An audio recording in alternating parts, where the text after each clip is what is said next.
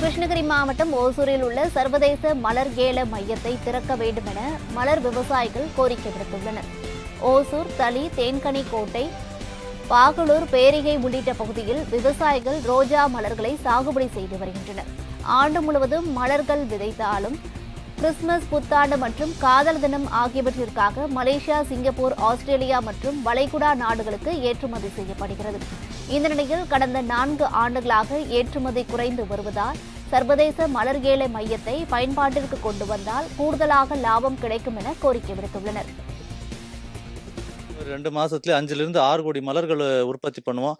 வருஷம் ஒரு 2 கோடி மலர்கள், 3 கோடி மலர்கள் வரையும் ஏற்றுமதி ஆயிருக்கும். ஆனா இந்த வருஷம் பார்த்தீங்கன்னா 50லிருந்து 60 லட்சம், 70 லட்சம் பூக்கள் தான் ஏற்றுமதி ஆயிருக்கு. இதனால அரசாங்கம் நடவடிக்கை எடுத்து எங்களுக்கு பார்த்தீங்கன்னா இன்டர்நேஷனல் மார்க்கெட் அப்படின்னு சொல்லி ஒசூர்ல கட்டி கொடுத்துருக்காங்க. அரசாங்கம் இந்த மலர் சாகுபாடு ஏற்றுமதி பண்றதுக்கு 20 கோடி ரூபாய் மதிப்புல அது கட்டி கொடுத்துருக்காங்க. அதை இன்டர்நேஷனல் லெவல்ல பிசினஸ் பண்ணணும்னு எங்க அரசாங்கத்துக்கிட்ட நாங்க வேண்டிக்கிறோம்.